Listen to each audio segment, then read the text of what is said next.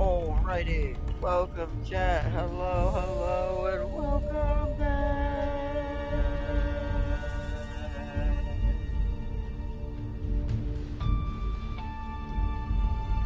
to the jungles.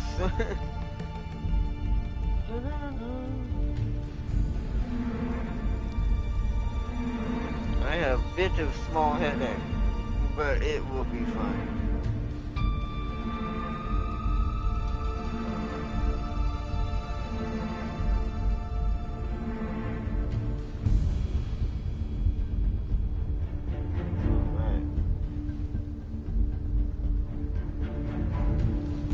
Are we live? Yeah, nice. Okay, so far it has been any weird snacks with that, but that's good. Nope, I know what you're gonna try to do. You're gonna try to play a song. You're not gonna get to play a song. No, no, no. Oh no, you're streaming when I'm going to have a beauty class. I want more midnight 2 a.m. stream. I don't have the ability to sadly do those except for on like maybe a Friday here and there.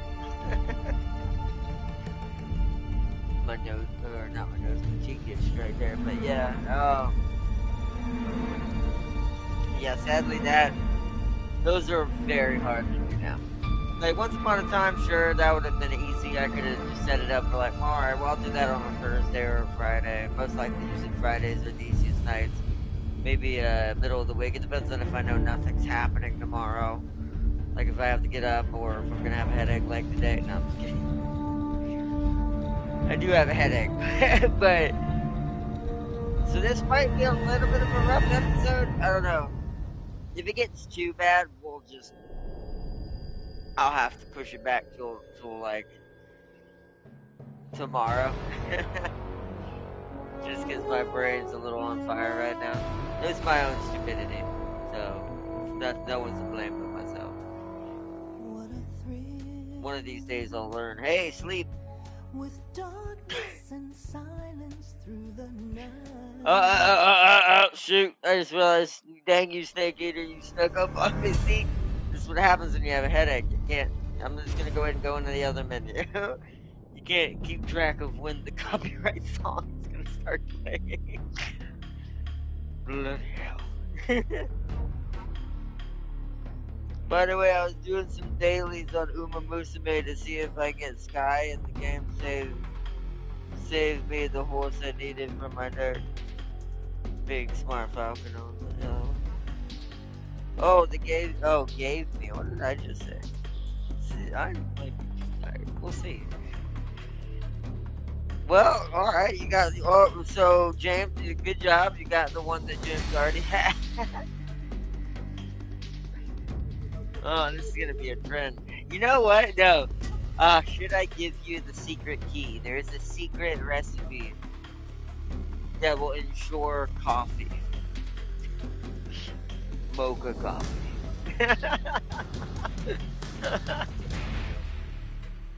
Oh, man. But are you willing to share in order to guarantee?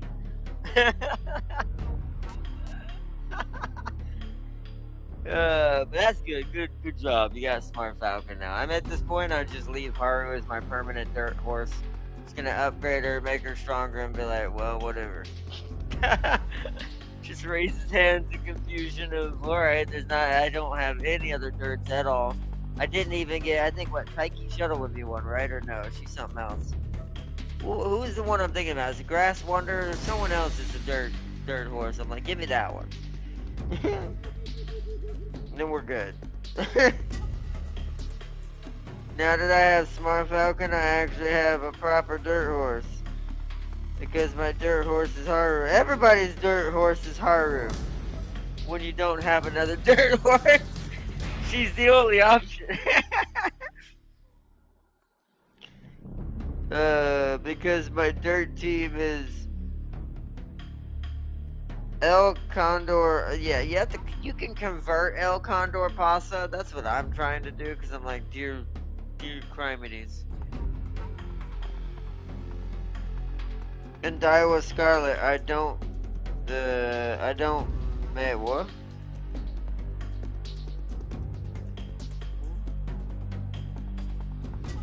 Don't pay attention. Don't pay. What? Oh, I don't. It didn't say pay. I don't pay attention to Scarlet. Nobody does. Only crazy people. They make Daiwa Scarlet their main.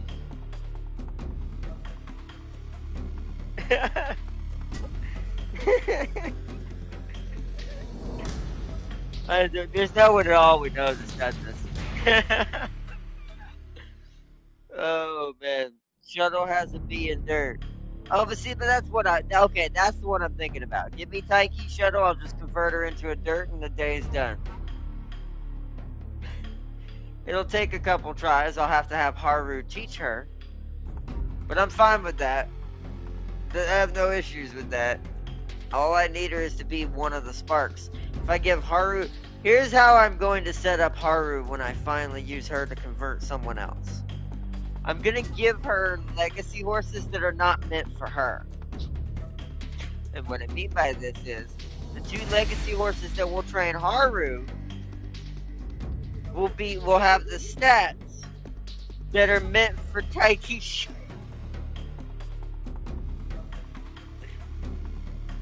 It's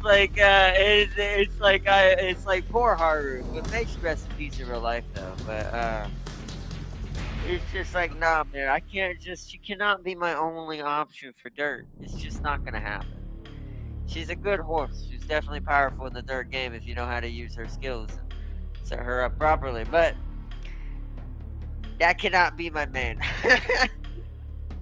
And since we're keeping with this irony I always have in most games, there is a red option. The color red has an option. We just have to slightly tweak it.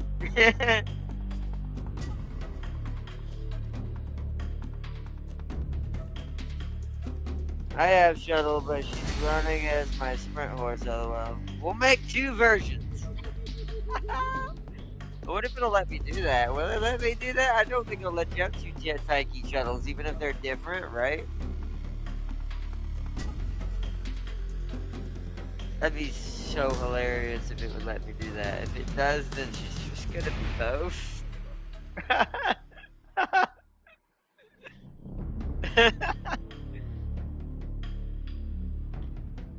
Unless I end up making Sprint something else. But the poor thing about Bakushin, I'd actually keep Bakushin if she had red hair. But she's too brunette. It's like it's like what, this is your reason for not letting Bakushin be the main Sprint? 100%. It's the same reason why Haru's not the main dirt. Also, I just feel bad when Haru loses and I can't handle it. So someone else has got to handle dirt. Someone take her off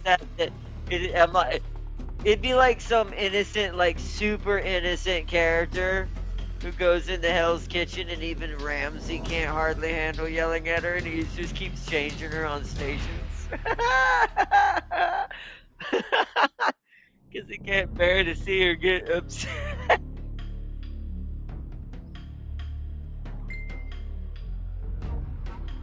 That sucks. Only 1 horse. Okay, then we're gonna have to find someone else maybe for Sprint. What is Grass Wonder mainly again?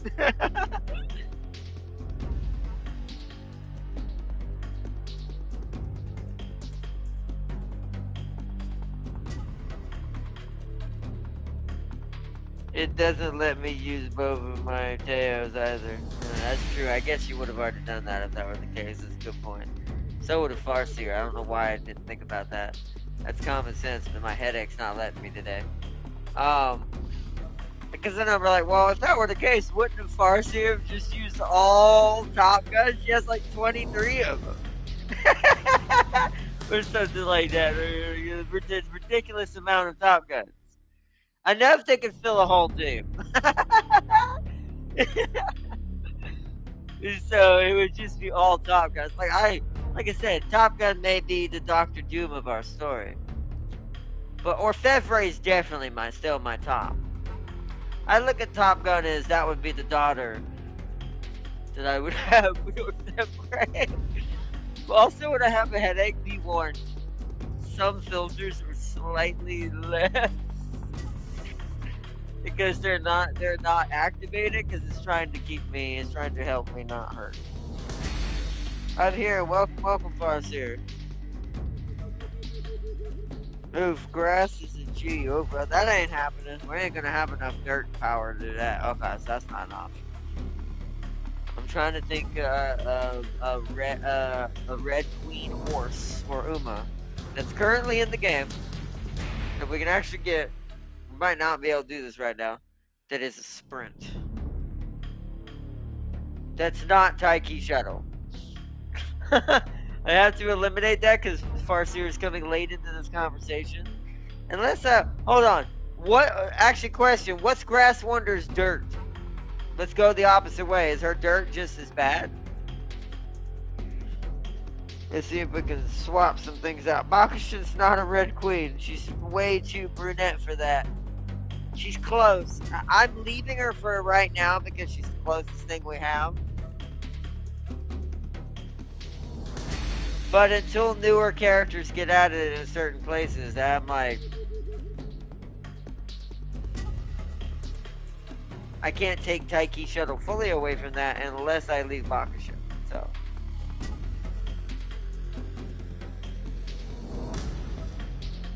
I know she's turf, but how bad is the dirt? Is it a G? King Halo? Ooh. Okay, yeah, Halo's a red.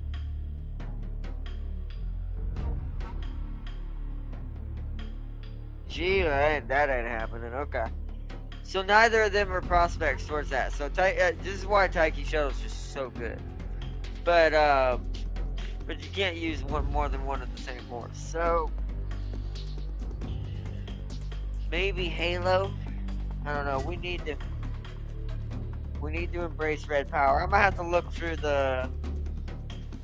It's too bad there's not like a list in the game. At least not that I know of. If there is, let me know. At least in the global one. There's probably one in JP, obviously. But as far as global, it's like I don't know if there's a list that shows like kind of all the characters we currently have, so I can kind of see who maybe would be a prospect for this. Current is a sprint horse. That is true. Current is technically a red, a younger red, but a red, just like Top Gun. I don't think I have Current though. We'd have to try to get her if we're gonna, which is sad. That means I should have gotten her back when we, hindsight being 2020, not realizing I was gonna run into this issue. Probably should have tried to roll for her. El Condor, Shuttle, Orguri, Smart Falcon.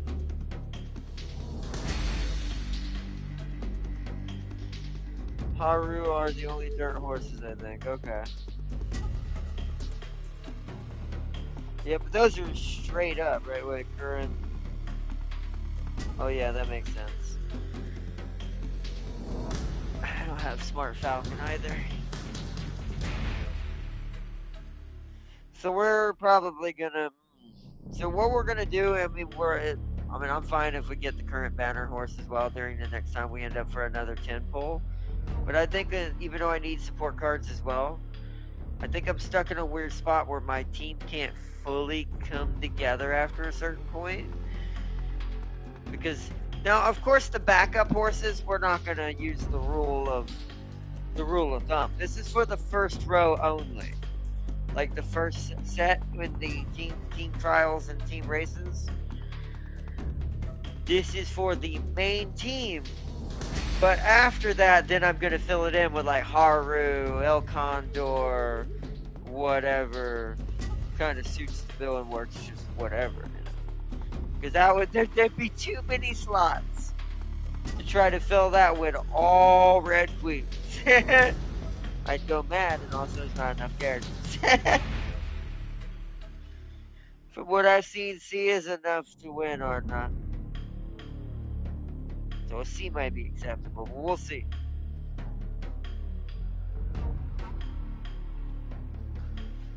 I don't know. I'll play around with it. Like I said, it only has to be for the first row. After that, then this Haru and the rest will come back in to be the fillers and help the team fill in and become the better grade and able to win races. And they'll be on my main team for like cups and stuff a little bit better. So, and I can organize certain things back into because that is kind of my main weakness I've noticed right now.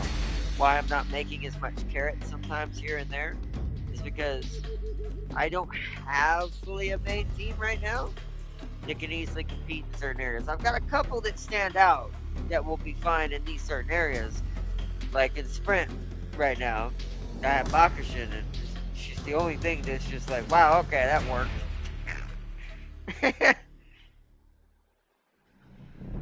It's like, so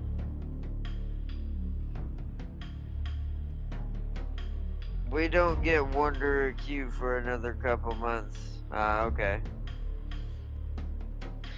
Yeah, like I said, I'll fill in the gaps here and there. I think Kieran's gonna end up having to be the semi like fix for this issue.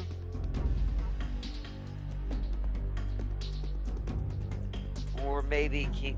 The problem is King Halo. We'll have to let it play out and see what happens for now.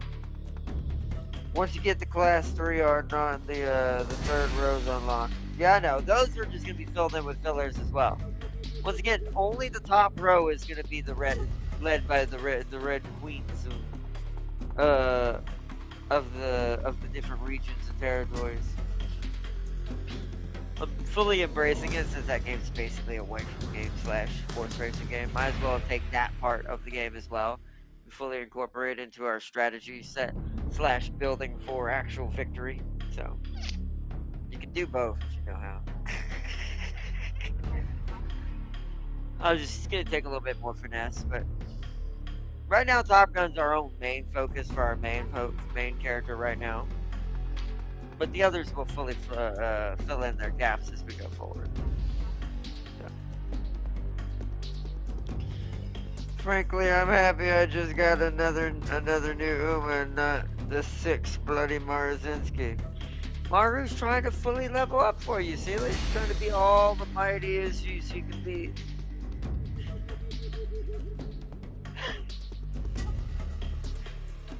Oh, man.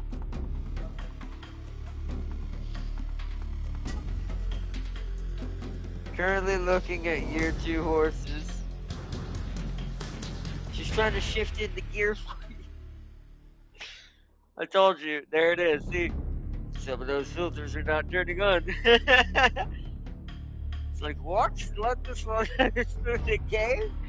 Alright, I'm asleep. I have a headache. Ay, ay, ay. This is gonna be a rough episode, but it's gonna be funny. We're just gonna have to keep it as is. No matter how little or how far we make it into this episode, this is part 1. This is staying as is.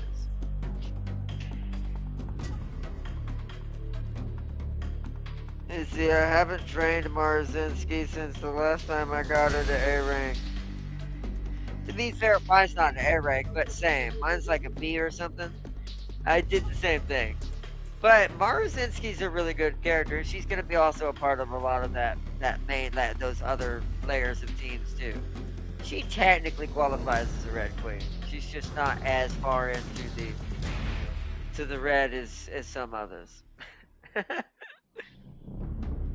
She's got like, she's playing closer to like to what a brunette with darker red tones looks like. It's like I'm actually just gonna use food as an example, kind of like caramel, like a caramel color. That's still technically red. It's not full like crazy dark black overtones like my hair. Like I'm a brunette, right? So it's like crazy dark, crazy black looking. It's technically brown, but blue, black looking hair.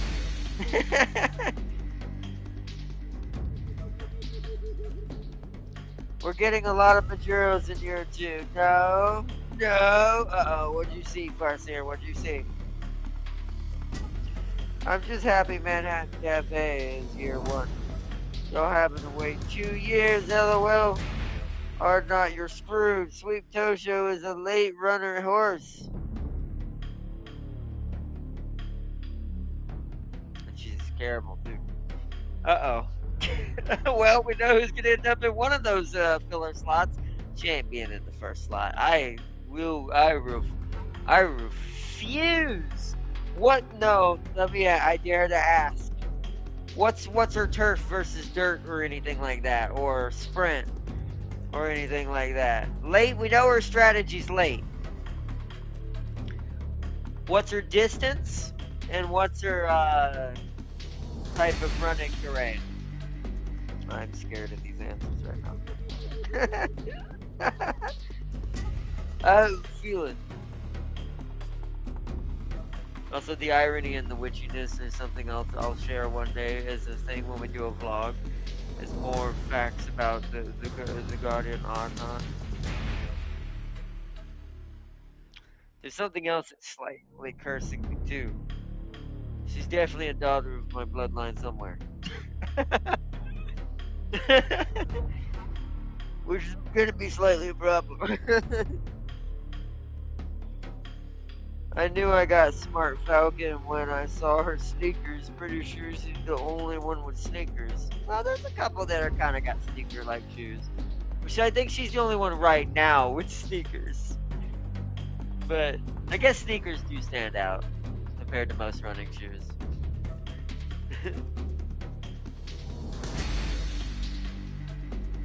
I wish they were Nikes.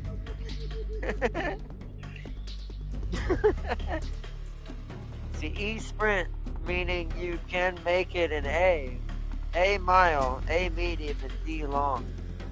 She can be made into a good legacy. That's wow. So she's a Swiss Army knife is what you're telling me? Oh no.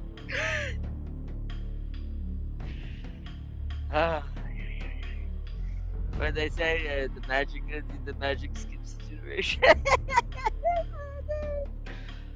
Oh no.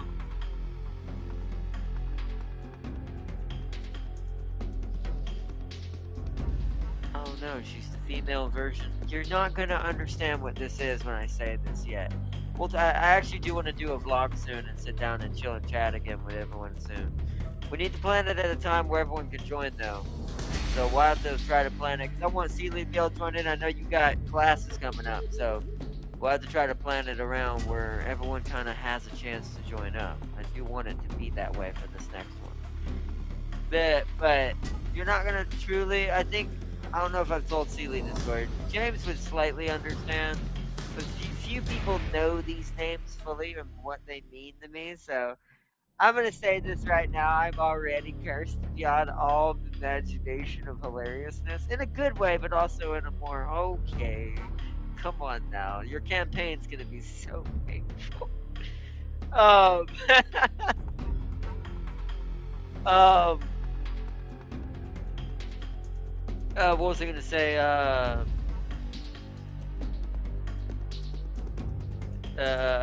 She's a female version of one of my hypothetical three sons. She's Azura. Okay.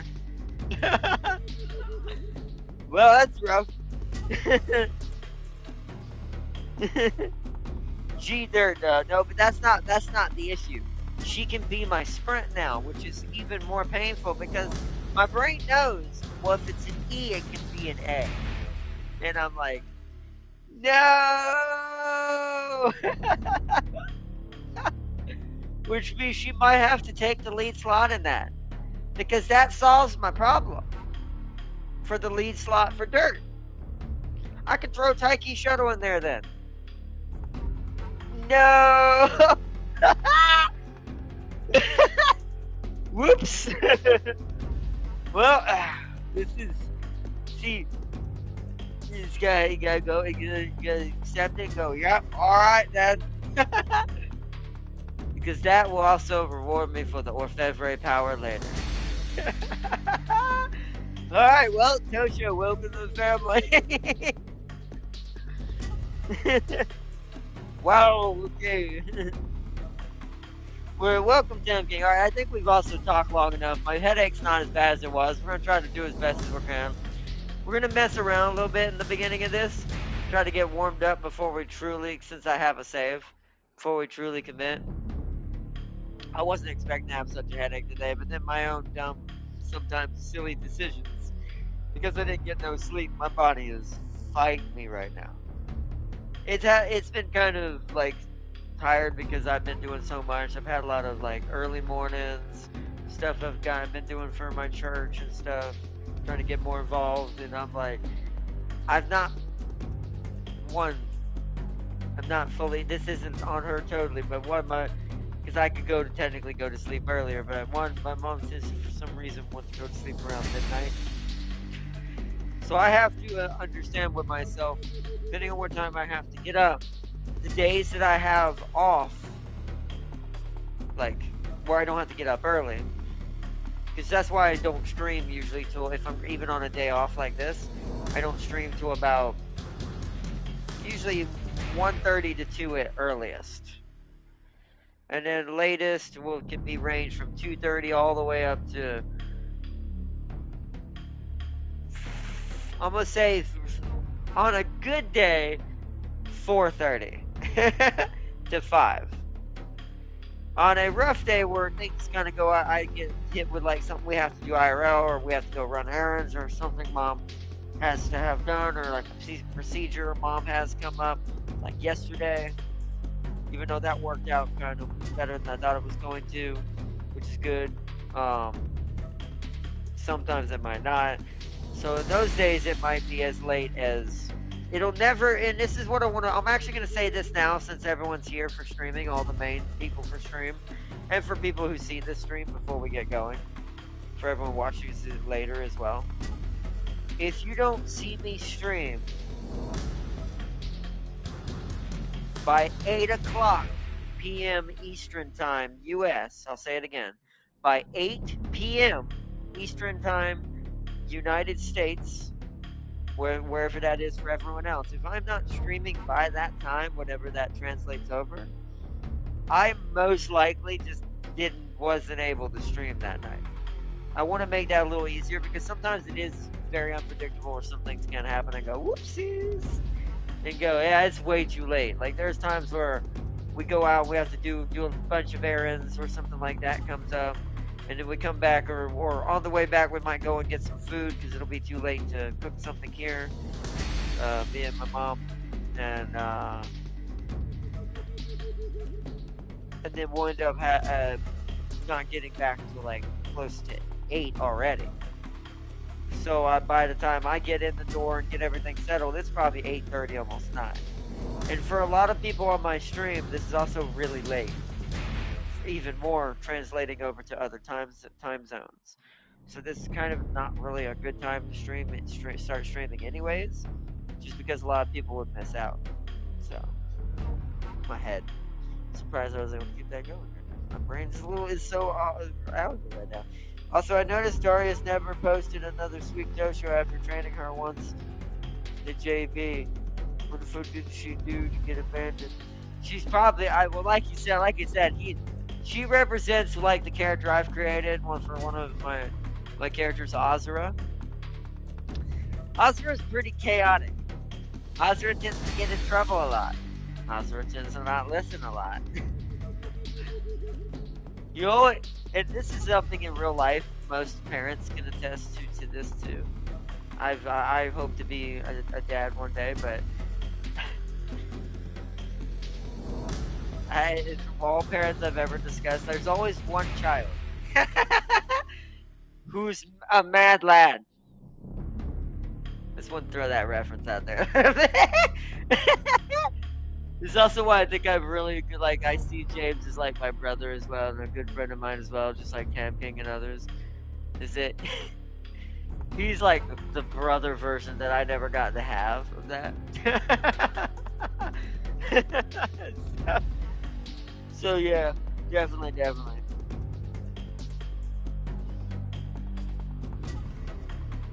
He says, Sealing the inspirations will also upgrade in the future. She restricts a lot like gold chips. She's nerfed from her unique till the last races. Pair that with any of the normal debuffs, and also her constant whining and getting late starts almost every race. Late starts almost every race. Wouldn't throw her to the glue factory first. Would you throw her to the? Yeah. Just imagine Tosho getting a migraine. That's what I have right now. See what I mean? It's ironic. And having to cure it for 2 turns, and then getting slapped with a training restriction. That's kind of what I had happen already. So you know what? That was the training. It was to get me ready. But you see how close that was to my description of how everyone has that one kid who's a mad lad. Or mad lass for the ladies. So, yeah. And she got third on the race. You were forced to run because of that restriction. And she gets a mood down. It's going to be a great campaign. We're streaming it. It's streaming. It's getting streamed. Her entire legacy and her growth and what she'll become is going to be streamed. I refuse to not stream that. Not only as respect to what that character represents for me, and my 3 main characters for me, Jin, Azura, Anubis.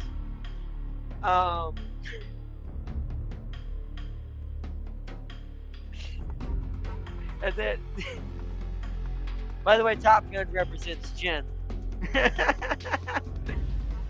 No, it's just my brain's like, all right. So which of the young Red Queens is probably Anubis?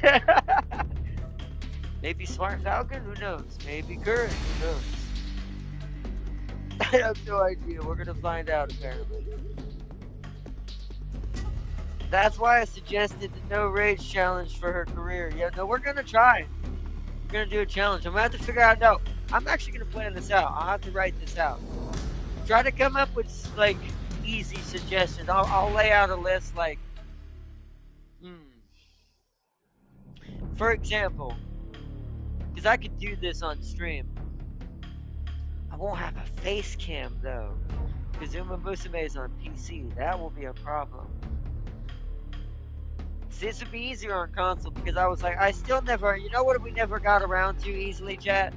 It's something I've learned how to do myself now a lot easier because I have a food I can do this with now.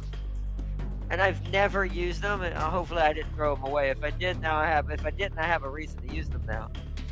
You know what we never did? The hot sauce. I know it's an old ass challenge, but I always wanted to do it on in this channel for something, just for the fun of it, just for the enjoyment of being hilarious and dumb. Plus, I love hot sauce. Plus, I want to see the difference. Will it truly break me like it does some others? Because I eat a lot of hot stuff. Like, hot stuff is like encoded in my DNA. So I think that what we should plan out for that is the no rage challenges. Every time I rage against Tosho, I have to upgrade what hot sauce I'm dipping the chicken nugs in. And in honor of a joke that I've always made from a certain game that I never got to play on this channel. That was a crazy game and test some limits of some insanity. The Nuggets are our friends.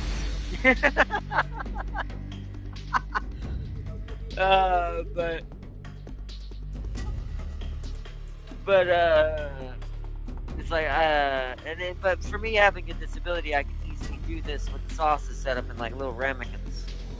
So,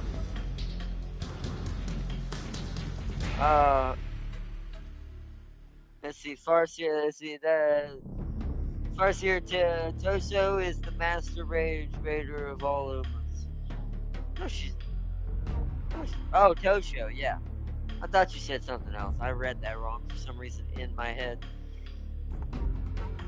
The ill I hear when I see Tosho is yada yada yada yada. Looks pretty decent, has been decent as reading in multiplayer races with. Oh, you talking about that real life one? Tempting? Yes. That real life one I do want to try. Tempting found a riff, the first I've ever seen. I'm actually going to check it out the first chance I get. The Tam King found on, I think it's on PlayStation actually, a real, like an actual horse racing, like ownership. Like you're the owner, you breed your horses, you train them, you choose what jockey, I assume, as well. Like you choose your rider for the horse. All of the actual like mechanics that lead to this. It's literally, from what I can see, F1 manager for horses. And this is what I wanted. So I'm like, whoa.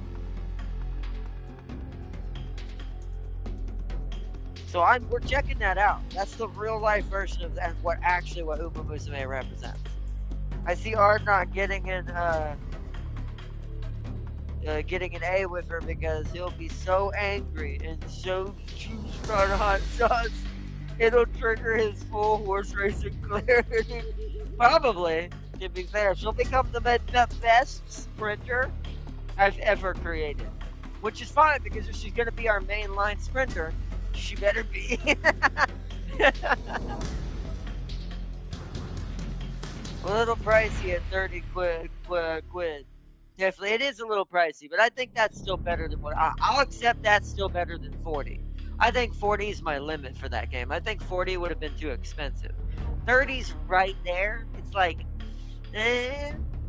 But if it delivers on the F1 manager style of management, like the breeding of the horses matters, like it probably the training of the horse matters, this kind of things, that determines how it behaves in the races and all this, I'm fine with that. I'll deal with the 30, even though I would prefer probably 25. Like, I think my max largest number I think I would have said with that would have been 25, and they would have had a gold bind of a number. Because even not on sale, most people will pay that. And it would sell like hotcakes.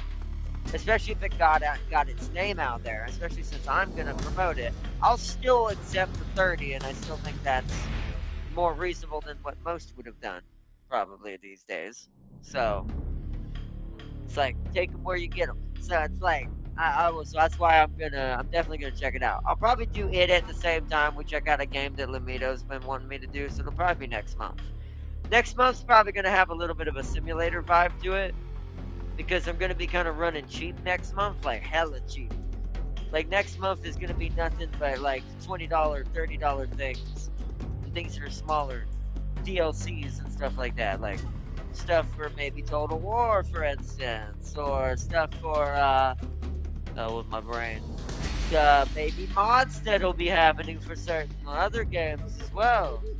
It's like that'll also be happening in retrospect, probably mostly console wise. It'll be simulator based, and I'm hoping, I'm putting it out into the universe,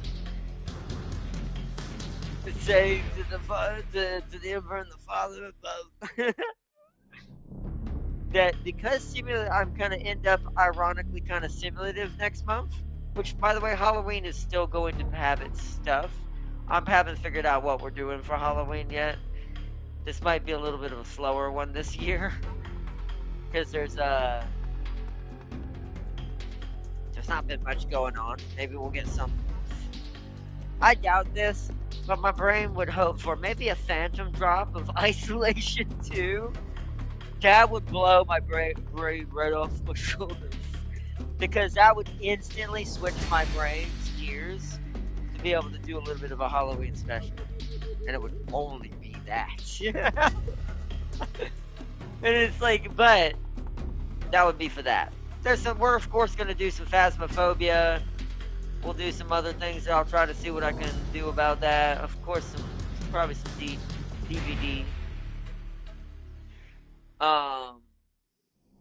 Things like that. Probably some of the smaller stuff this year. But we'll figure it out. Because I want all my focus to kind of be on some of the auxiliary stuff that we're going to be doing this next month. So, Plus, once again, Warhammer is going to be happening a lot. There's going to be a lot of stuff going on with that. My brain's going to be pretty hardcore Warhammer, and then the other half of it's going to be somewhat simulated. So, like I said, I put it down there into the universe saying, HES next month.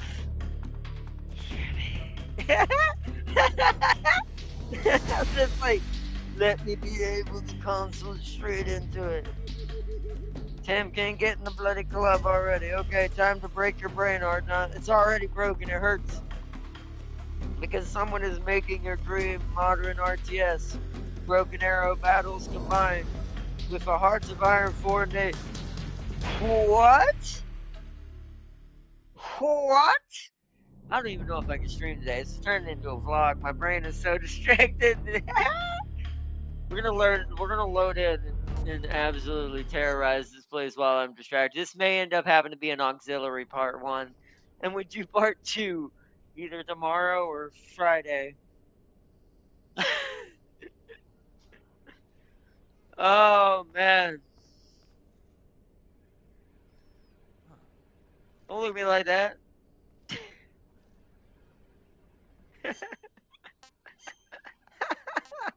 Hey, we have the scorpion. Right, because I managed to get in there. And everything was fine. Alright, beautiful. Okay. Alright. We've saved it.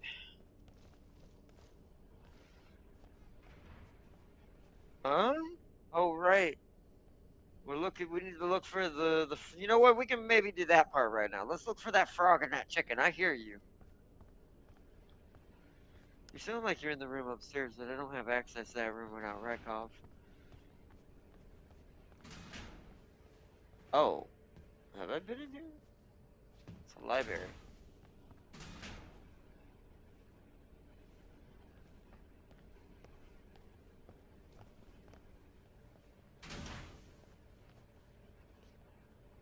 Oh yeah, this is the library with all the magazines in it. Right, there's a book in here. We're gonna have to wait. We're gonna have to follow him around. We don't really need too many of these. I have so many probably at this point. I'm surprised it hasn't maxed out and gone, dude. You're carrying like all of Japan's H section of their mangas. Oh, there it is! Finally! I shouldn't have cursed myself. Oh. Oh no. Well, that's what this one I get. I cursed myself entirely. See? See, this is what Farseer is right. See, there's two things that drive your brain into like almost what I would call overdrive mode. Oh, hey, Rakov. Hmm. If I somehow could hide that scientist not in that room, I could get him while he's in there. But see, I don't want to get seen in that situation, so we're gonna look around, looking for the noises I'm hearing first. See if we can find anything out of ordinary. See, now I hear the frog. The wow, wow.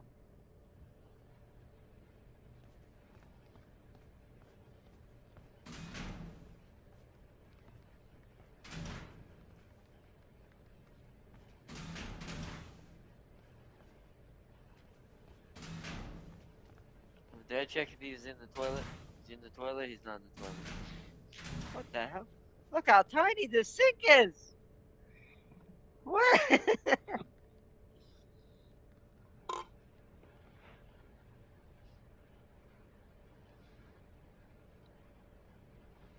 By the way, that horse game is called Far Lap. Yeah, it's called Far Lap. PHAR Lap. Yeah. Thank you, Jam King. Yeah, there is a new character in DVD or a new killer, so we might check. Well, that's what we'll. Like I said, I think I'm gonna do all my DVD stuff closer to Halloween. Just save it all for once. We're to do it all at once.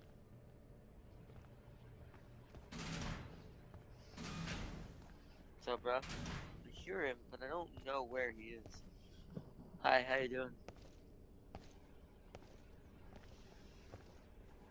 Hi, how are ya?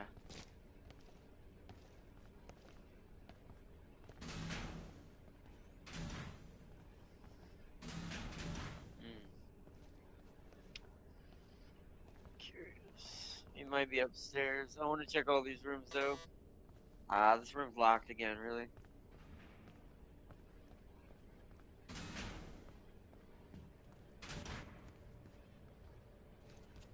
We're under attack? What? Who's that? What? What? I guess I'm not supposed to be in that room. That's what I'm assuming. I'm a little slow right now. Okay. Should have flipped him.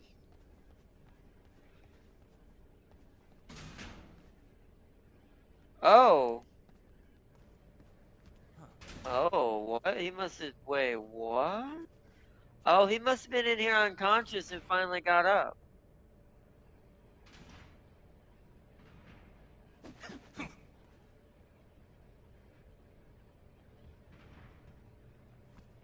Can I get behind him and grab him again and get the code again?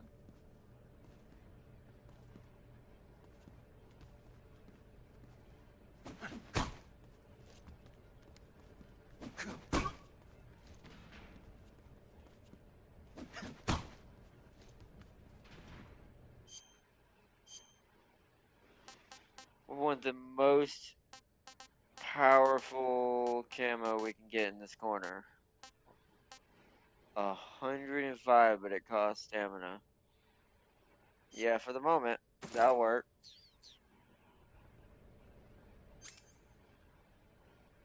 What does that have to eat something after this?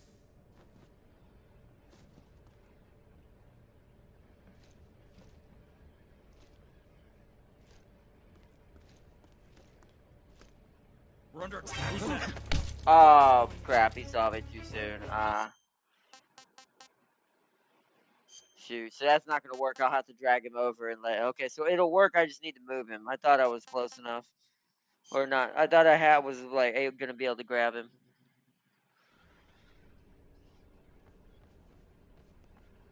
He might just be stuck at knowing where I'm at right now, and I have to wait till he tries to reset. Or it might be bugged out. One or the other. So let's move him over a little bit. Huh. Like, right there. Oh, he's giving me stuff. I didn't realize you had stuff, sir. Hold on.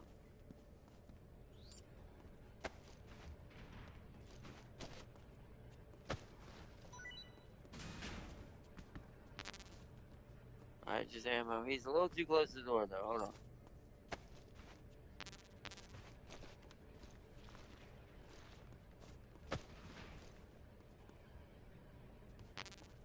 Uh-oh.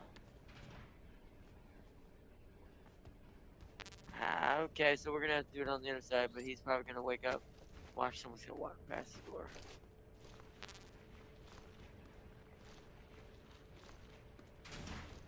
There we go. Alright.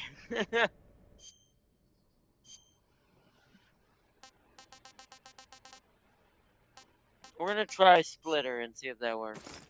Since it's kind of an indoor camo. We're gonna go with anything plus 10, no. Just go Splitter, all Splitter.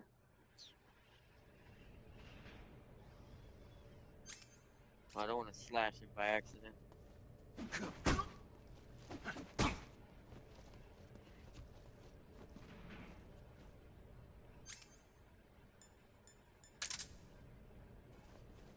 Oh, wait, hold on. I gotta change my buttons. I just realized something I don't have right now.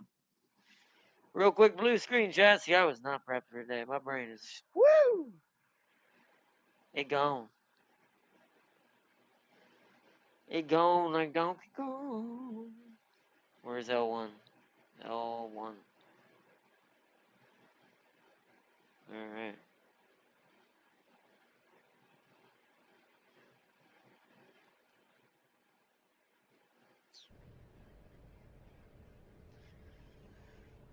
Alright.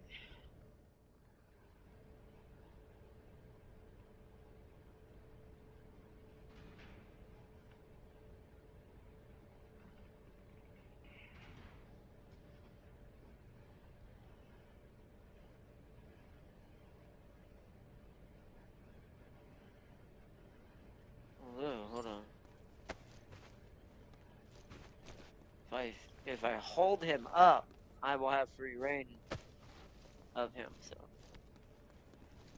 okay.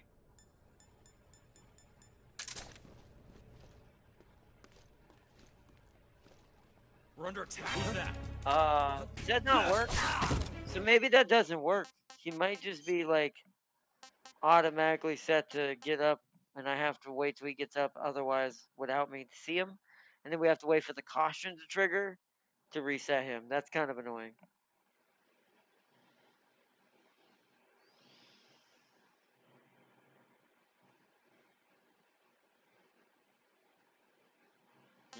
Okay.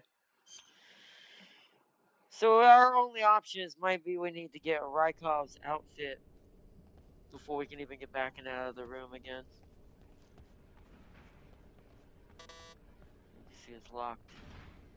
I think it changes every time you load it. Huh.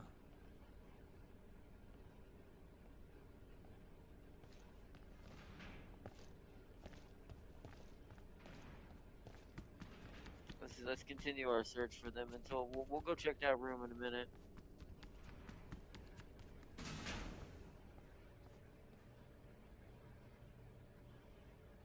Okay, we're definitely allowed up here. Aha!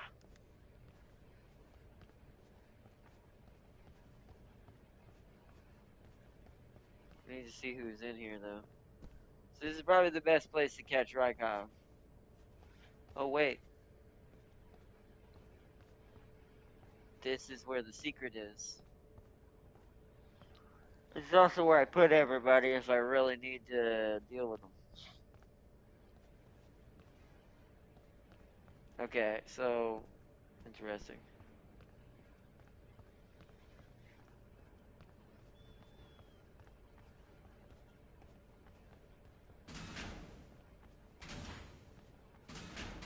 Ooh, pictures of Shagohod. I didn't realize that.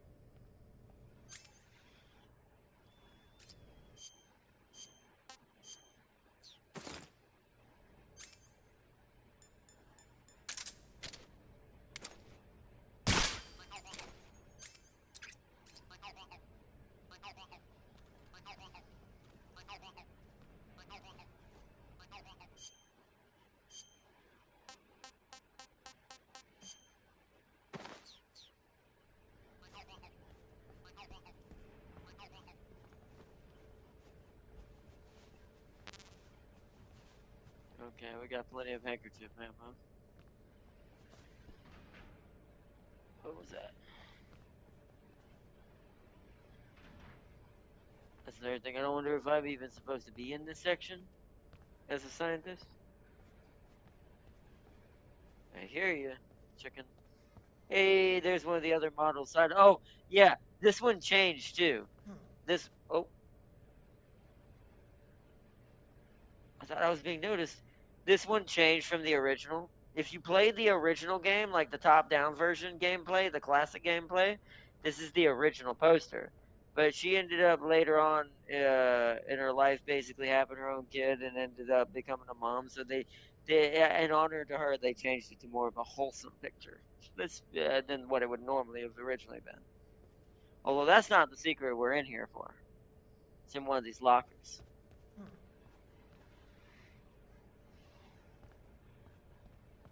Why do I keep hearing a Someone is coming then.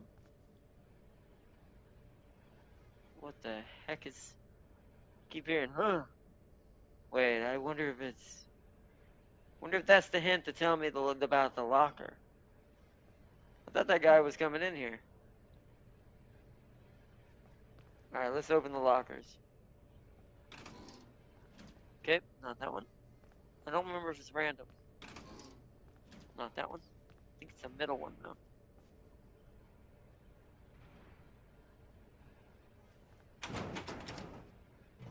Blocked. It's that one, I bet. Well, there's two locks. So okay, those aren't it.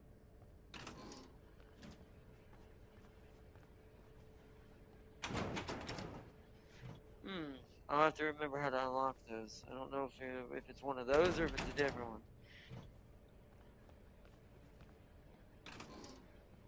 Okay, there's ammo. Oh, it's a suppressor. That was ammo. Ration. Beautiful. We're under attack?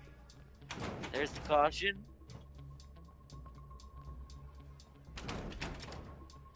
Maybe it's on the other side.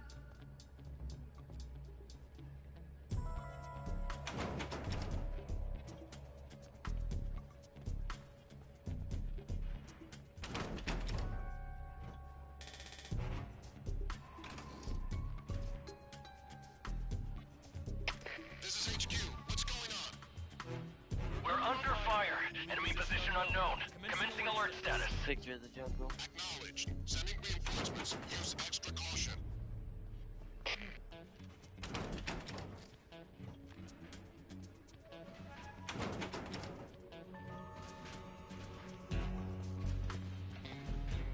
Hello, how you doing? I'm just here, ran in my zone. Don't mind me.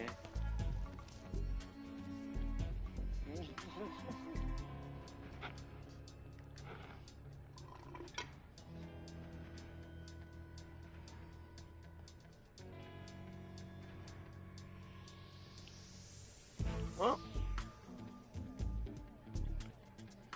I eat PC and console. There's a cool looking game called Dispatch dropping. It's a narrative driven superhero game from the team that done Wolf Among Us. Looks awesome. Oh wow. Also, latest system update added the linking controller to multiple devices. So now I can play both things at the same time. That's interesting. That's crazy. But that is pretty awesome though. Oh my head.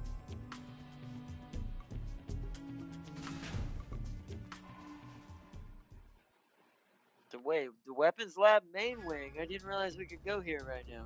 Are we even allowed to be out here? Whoa. Oh, clearly not. Alright, aw, crap. I should have saved.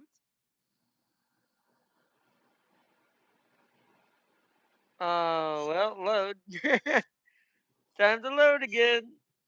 Ouch, my head.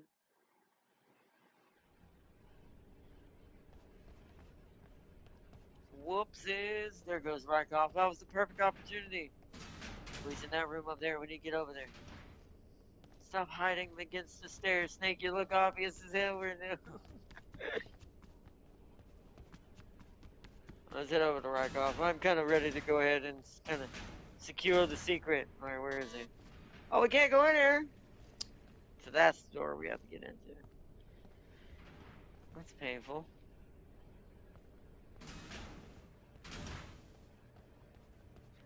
Well, boop. Alright, let's see if we can find that chicken real quick. We got hella distracted with me losing my mind. No.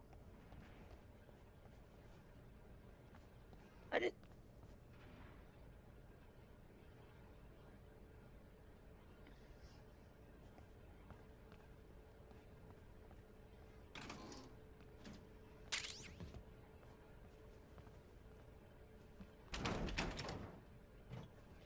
Oh, isn't it this one? We need Rykov, I think, to open this. This thing, the chicken must be in one of these lockers, right?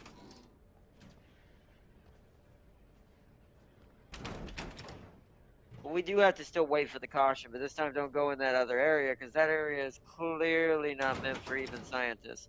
So we'd need Rykov to venture a little forward more into the facility. Because once we have his outfit and his costume, we're kind of able to somewhat have free reign of the base.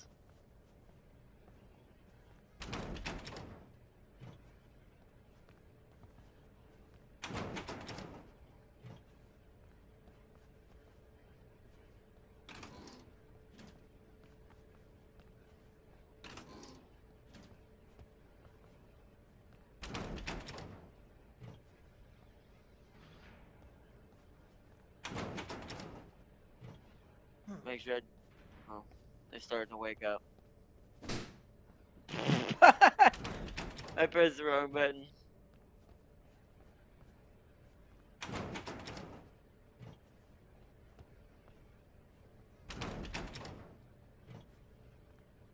hardly any of these open. My head hurts. I'm just like shaking these low. There we go. There's another rack.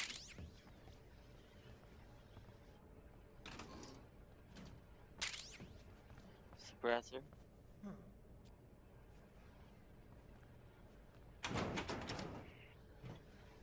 Alright.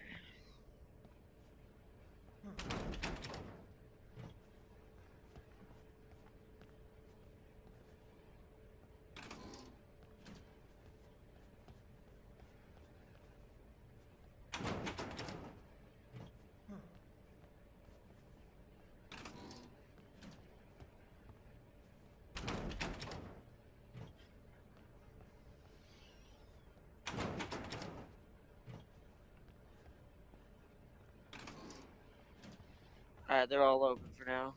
It also gives places to hide behind, which is why I'm doing that. I don't know if I'm supposed to be in here. Alright. Let's head back for the moment.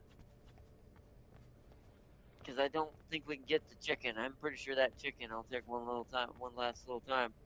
Pretty sure that little chicken is inside one of those lockers. Because I am not seeing him anywhere else.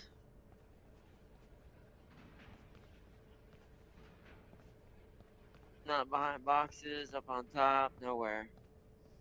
Not in the corner with the model. Alright, let's head back. Let's get out of here before they come up here.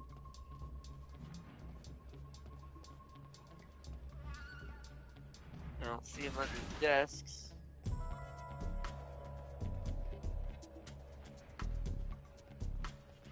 And you don't hear him as much over here, so.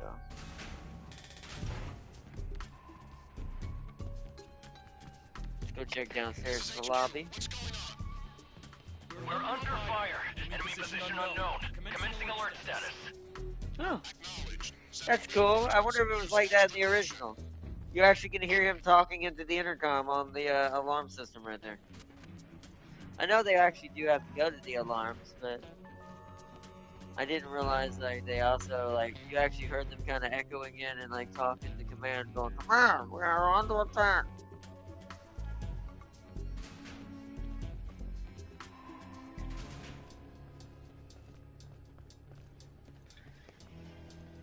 I need to let this reset happen anyways, because we need everyone kind of walking around, just because I need to get the code for that door again.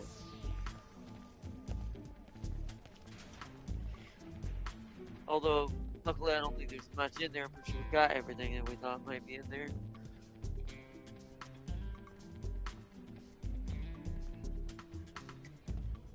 Oh! Excuse me, chat.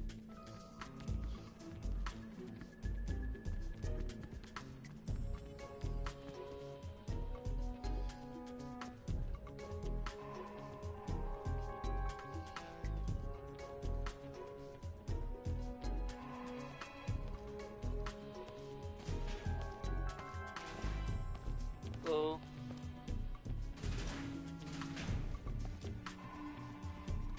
Just travel the place. He's not in here though.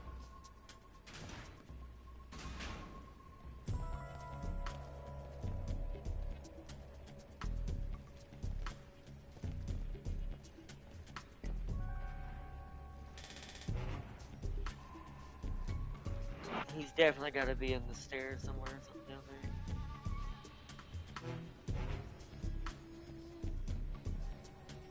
I didn't see him in the library anywhere. How come these guards not figure out that Snake's when he doesn't take off his bandana, right? Well, unless you have the Rykov outfit, yes. He never takes off the bandana. Unless you're in the Rykov outfit. That's the only time he takes off the bandana.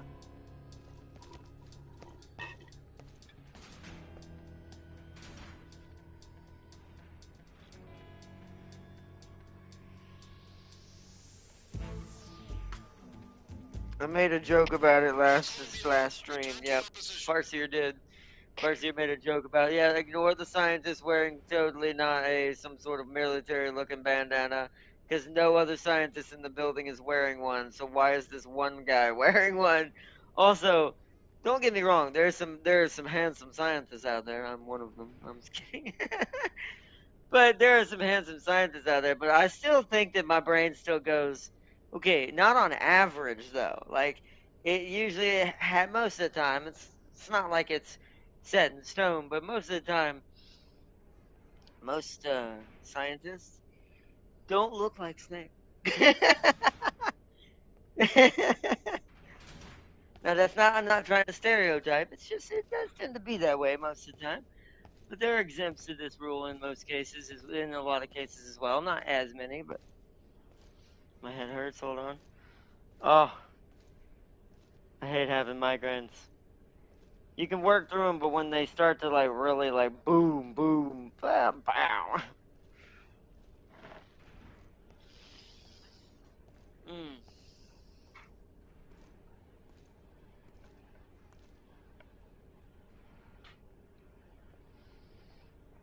It's like they just see Snake and say, "Hey, it's a scientist that looks like a lot like Snake."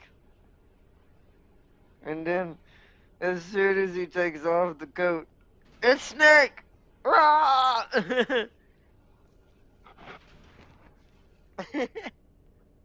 You're right.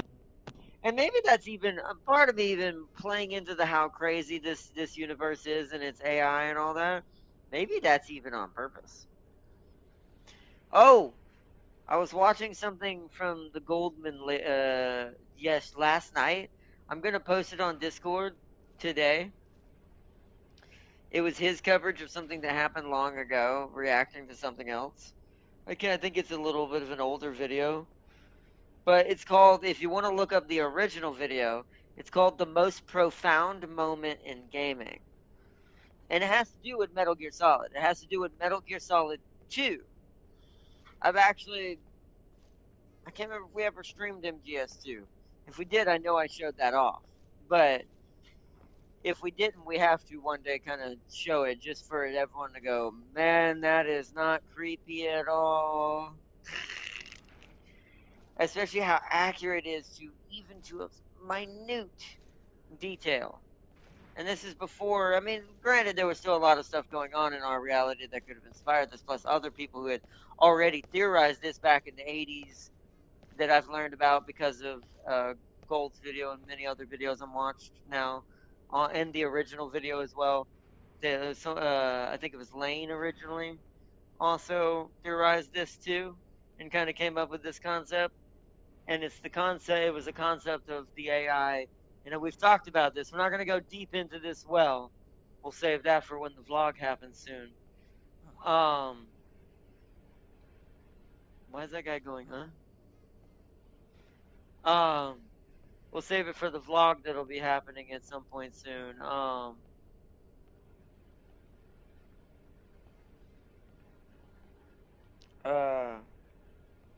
that we talked about a sanctuary AI, right? What sanctuary AIs or protectorate AIs do. They are, in theory, a AI that is designed to basically understand the way the human emotion flows, to how unpredictable our chaos is, what our inevitable outcomes certain things can be, in order to keep certain reins in certain places, in order to keep the flow moving. That is the entire premise of Metal Gear Solid. Is that the human brain fighting back against that premise? So and if you look at it from this universe perspective, since in this universe, the GOP system, the Guns of the Patriot system, which is also called the Philosopher's Legacy, is already in place, is already active. One could argue that maybe that funny little thing that Snake like this can do, maybe isn't exactly as funny as we think. Maybe it's more legit than because like I said, everything in this game is meant to tell a story towards the bigger picture of the ultimate goal that ends up happening in Metal Gear Solid 4. So even that, even just that little thing, you may think that oh, that's just Kojima playing fun. Yes, it is him playing fun. But he also, when he's playing fun, he's also still telling his story. He does it in all aspects. Whether he's joking, whether he's being serious, whether he's being philosophical at the moment, all of it still kind of plays into his lore and his concepts and his realms and his worlds and his design with his team into what this all was. So that may actually be happening. Still wondering why we're spending billions on an anti-drone laser when an AI-controlled 50 cal turret can get the job done faster. To be fair, even though we're training on lasers, I guarantee you that there's an AI already doing that. I guarantee you that already happened. It's just not mainstream. It's not the commonplace weapon. But I guarantee you in places where it matters, I bet you an AI probably has some sort of hand in it. We're too modern at this point with that to not be a thing.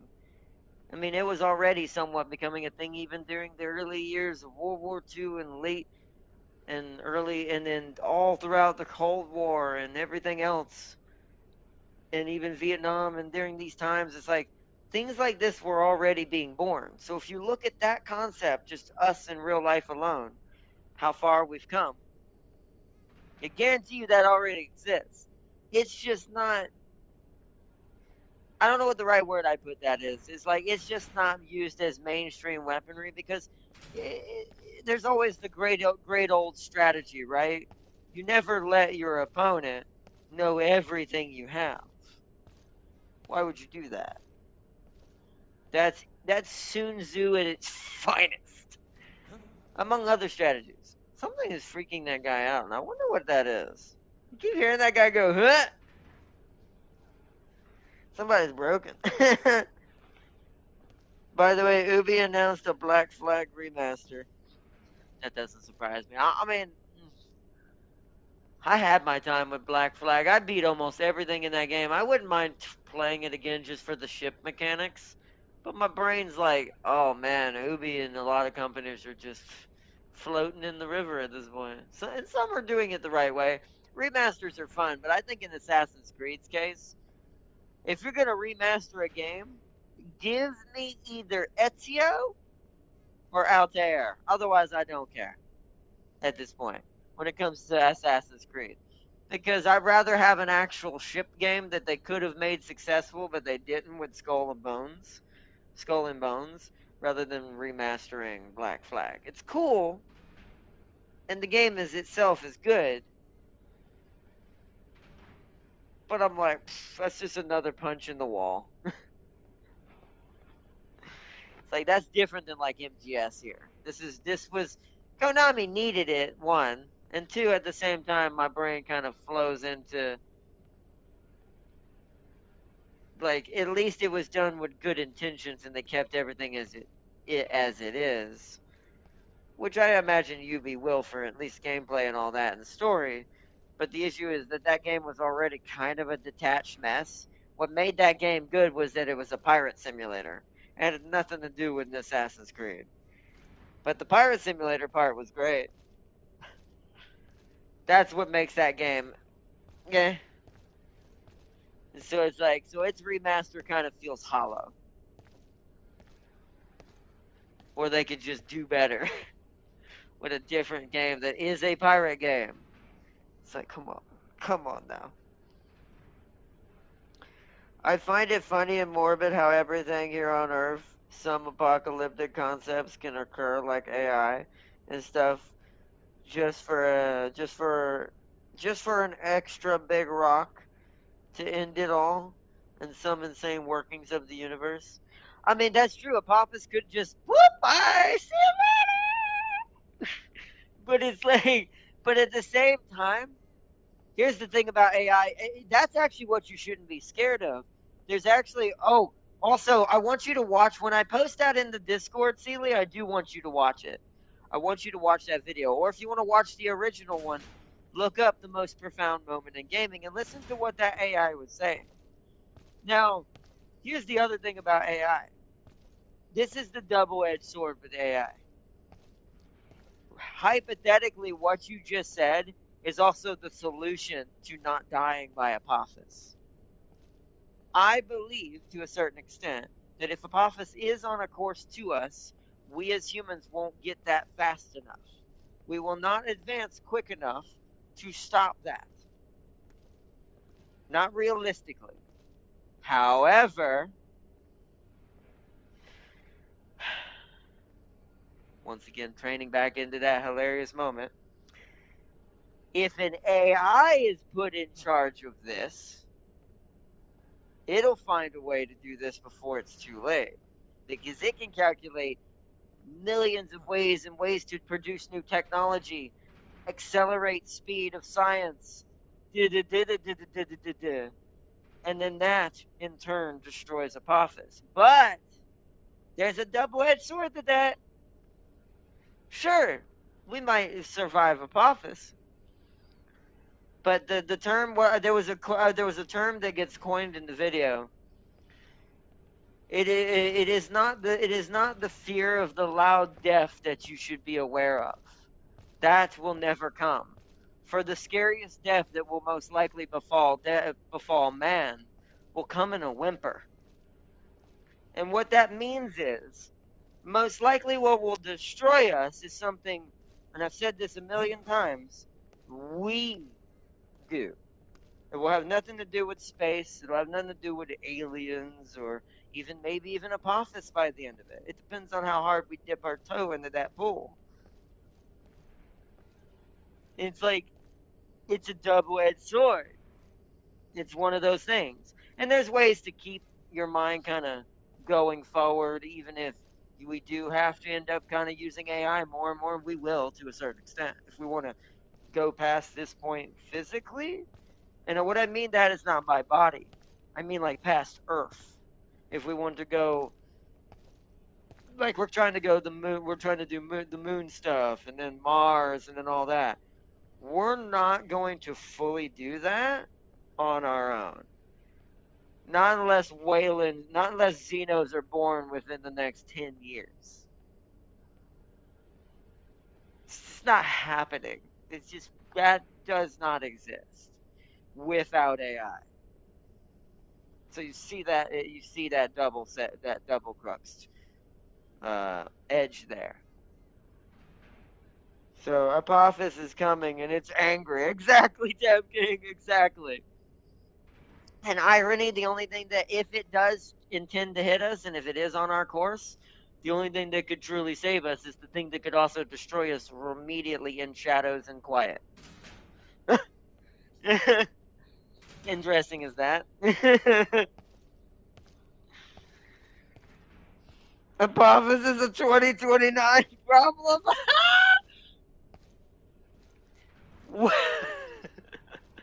Yeah, but we'll be here for that. What do you mean?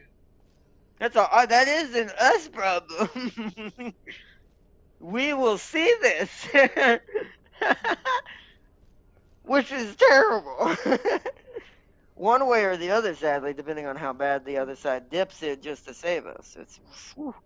Earth switching its gravity poles, about to wreck everything once it happens. I mean, it's done this multiple times. People freak out about that a lot. Don't believe too much into that stuff. Apophis is more likely to kill us than what you just said. That stuff, that's a thing that people don't realize. Like certain things when it comes to, now, if you're talking about Apophis entering the zone of the Earth, yeah, then at that point, physically, yeah, you're having something bigger than you, better than you. Even though it'll be going a speed, I don't think we'll see this at all. Because here's the thing: if it keeps at its current speed and it were going to hit us, yeah, we're not going to have experience that, but for probably a double part of a moment at best. I'm using that kind of terminology because I don't have a time. There's no way to calculate that in true time. But hell, depending on how it's fast it's going by the time it gets here, you could blink and you'd be turned into dust. So realistically, at least there's that. That's one thing I will say of that. I'm not saying this is a bit dark. I'm going James a little bit on this for a second. At least for that, that's fast. That you will not know that will happen, but for a brief moment. You will not experience too much terribleness for about a couple seconds at best.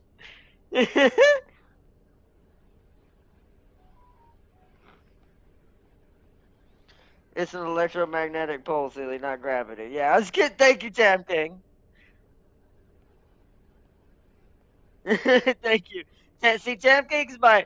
This is why I love Tam King as well. He's my like lightning rod for the balancing of certain things.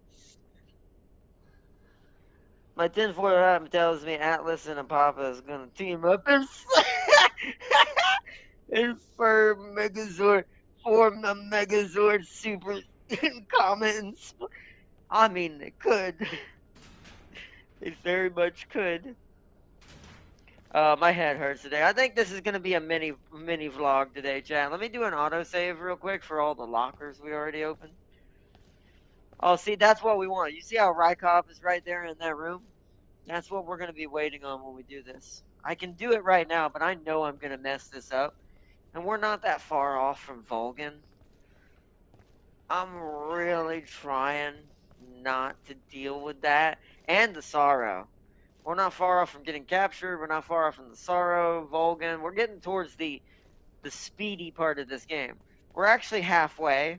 It's like a little bit over 50%. I'd have to say like 56% at best. But the rest of the percentage that's left is really fast. Like once you get into the groove of things and you don't have a bloody migraine like I do right now, we're gonna force an autosave so I can save again.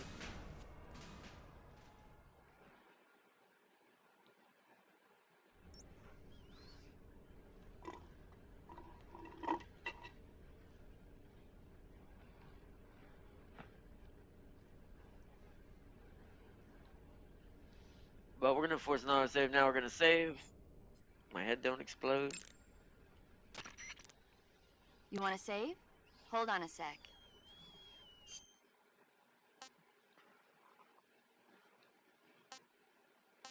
Ow. I'll overwrite that one. Snake, have you ever seen North by Northwest? I'm gonna let her talk real quick. It's about this ordinary guy who runs an ad agency. He's mistaken for someone else and gets kidnapped and forced to do a certain job. As a result, he gets tangled up in a conspiracy, and pretty soon he's traveling to New York, Chicago, and even Mount Rushmore in pursuit of the real culprit. Hitchcock's films always keep you on the edge of your seat, but sometimes they can be funny when you least expect it. That's why I love them. Have you seen all of his films? All of them? Oh, not even close. He's been making movies since before I was born. I guess I might have seen some of them on TV. But the first movie I ever saw in the theater was a Hitchcock film. We all went and saw it as a family. It was Rebecca. This was when you were a kid. Yeah, my parents loved watching movies, so they took me along. I read that one part, Celia. Hold on. But for some reason, I thought it was really scary. Actually, I remember the candy bar they bought me on the way home better than the movie itself. That's when you fell in love with movies? You could say that. It was like an Kids are irresistible like that. force at that point. I was completely swept away. That's cool. Alright, we're gonna quit out. I hate to do this, but we're gonna talk for a second and chill for a second. But yeah, this is just gonna have to be a part 1 preliminary. What I'll do is I'll change this episode to part 00 because my brain hurt real bad today and we just couldn't get anything done. I want to keep this up because I like to keep these videos when we get to chill and chat like this. It's gonna be basically a mini vlog in Metal Gear Solid, but we also talked about Metal Gear Solid. But yeah, I highly recommend if you want to talk about like concepts or if you want to like see the perfect like. I don't know what Lane and Kojima and the original maker of like the most profound moment in the video game would be based on what Kojima created in Metal Gear Solid 2 in that moment. There's a moment at the very end of the game This I'm gonna explain it in a short-term synapse. That after you've hashtag destroyed the AI, it contacts Raiden. This is if you've done certain things. And tells him that he has done nothing. Almost insulting him. Basically saying, you are just a pawn. You are just a piece in the system that I have created. And then starts to break down human emotion. Breaks down, eventually it will get to the point where humans will devolve into a bubble and exist only in their own vacuum, separate from one another, regressing even further back into their primal natures of tribalism, causing new laws and systems to be born. Note this is in MGS2. Not today. No, that's just the ice. That's just. Not gonna say too much more. There's a buttload more that AI schools Raiden on entirely, showing you what a truly terrifying. If you could succeed in making something like that real, that is a true scary entity. That is, if you want an example of an AI that a human species probably truly couldn't beat, look at that video and then look at what it says. If an AI ever had that kind of key to the door, one could say. Oh, it's like, it's a pretty scary concept.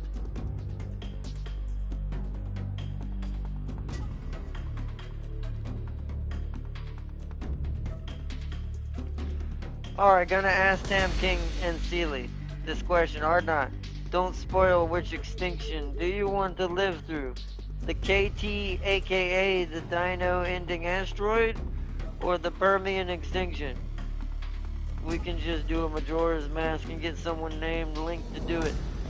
Did you see Marvel's new volleyball team-up emote? I did not. Who is it with? I know there's a new summer stuff. Mantis got her summer outfit. I'm gonna go out on a limb because I'm honest and I'm you know me, you know this channel. Man, I didn't realize how hot Mantis is. Anyways, that's all I'm gonna say.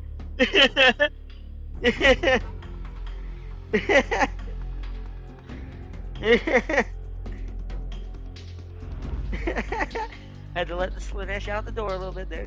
Just peeking out the door a little. Just taking a little. Nose itches. I think it was Sue and Punisher. Oh, that's cool. Depends where I'm at for the KT. If I'm anywhere near Mexico, I'm already vaporized, lol. Let's not forget most coasts getting drop kicked by several mile-high tsunamis. I wouldn't want to live through either, Farseer. Would be too much of a pain in the ass having to clean the dishes after that event.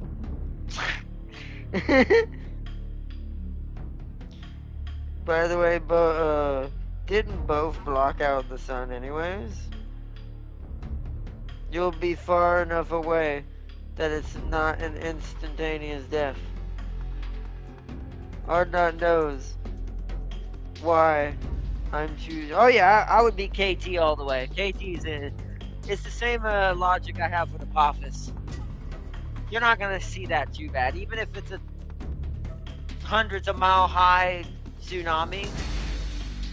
When that thing hits you, it's gonna be hitting you with such a force. Drowning is not what's gonna kill you, and it's gonna be fast.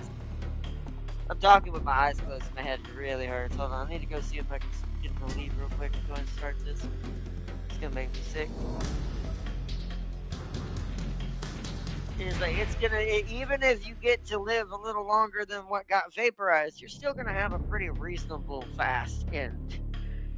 That other one ain't fast. I'm not spoiling anything, but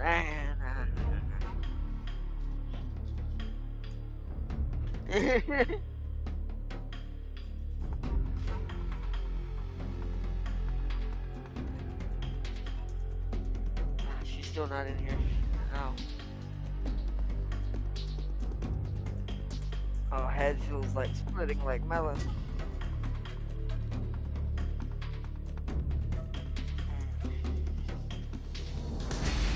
Baller. I'll just have to end the stream so I can call her.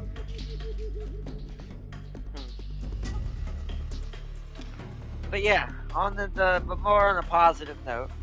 Let's see. The Permian is nuclear winter. Just more natural with no radiation. Yes, but that's worse. You don't understand what that does to the body. I have actually watched documentaries, and if you ever want to watch a cool little channel that takes movies and explains them in biological terms, because he's a bioscientist, like he's into biology, and it's like a really super big one of the big minds of the biological science world. Look up Roanoke Gaming. He's explained like things like that, what radiation can actually do to certain things and things like that, what it does to like DNA and things. It's like, you don't want that.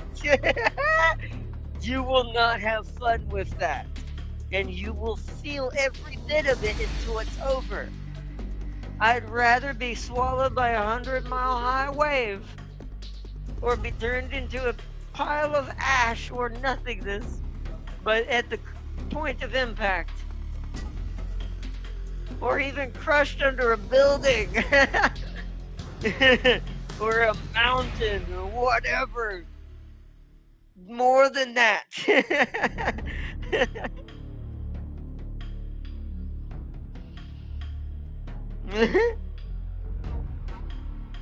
There'll be toxic gas. The things that will kill you in that reality will be so much more painful than anything KT will do to you.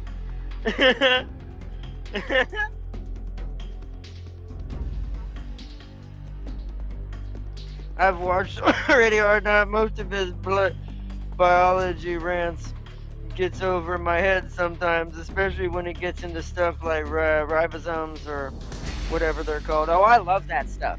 You forget my other passion is I want to, even though he doesn't like this field, he thinks it's a lazy field because it's called something. He calls it something else, but I don't know. To each his own. But he is my inspiration for not only why do I want to learn biology along with my robotics, but also why I want to somewhat understand the W inside of me, aka the xenobiologist that I would love to be. And that plays a big part into that. When you understand your genetics and stuff like that, which is why CRISPR is so powerful in its own right, just to throw out a reference to real life stuff. For at least the bio side of things. How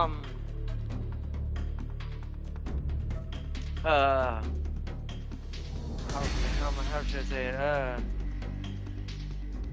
The amount of craziness that can happen to your body from things that are interacting in your environment, RNA and DNA codings that can splice and swap with each other and all kind. I'm gonna butcher some of this because I'm not an expert by any means, but nowhere means yet. That's why I recommend him when I say stuff and stuff like that. But no, I do admit he's not good at breaking it down for the layman's terms. But think of it like ropes getting twisted in different knots. Different knots make different things. So the knots kind of determine. This is a very simplified version. The knots kind of determine what happens next.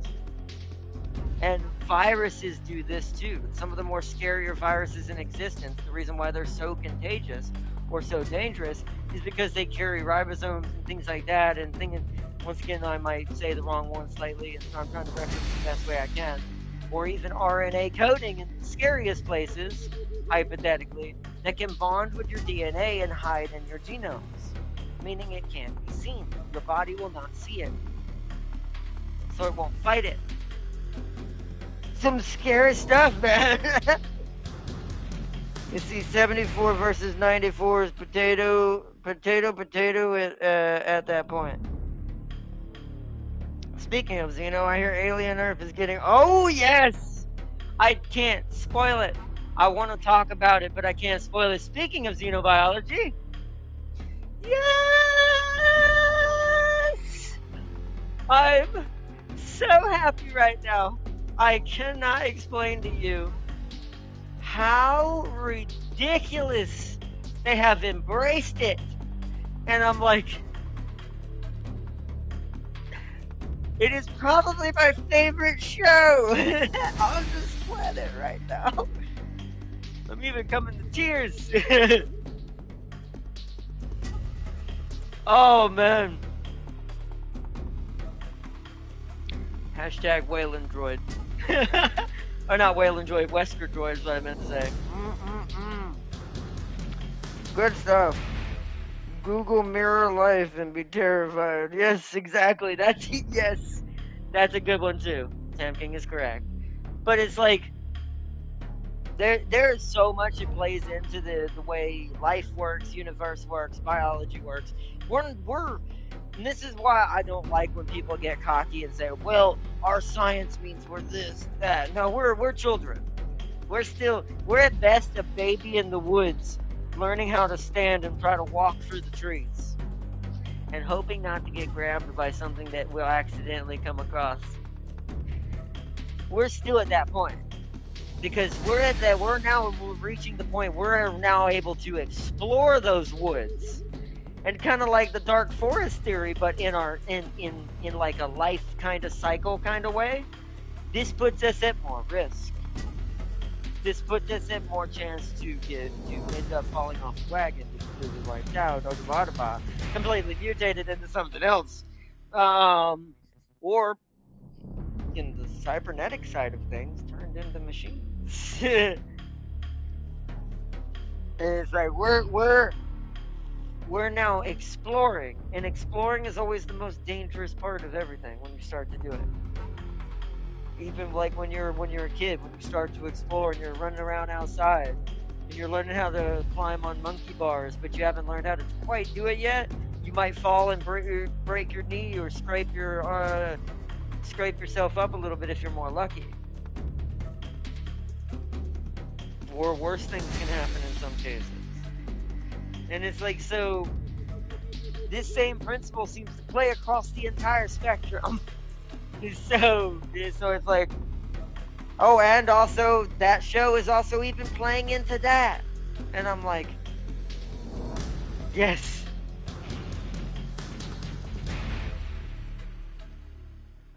We got pet Xenos. We basically do. That's another thing. People don't realize the Xenos are not as far-fetched as we think they are. I'm going to say something very scary right now. Maybe, okay, the 9-foot version is not really viable right now, and the one acid for blood specifically, okay, that specifically is a little different. But what the Xeno represents, Cam King is 100% accurate. We already have it. But we have a pseudo version of an early concept of it. That is basically our pet.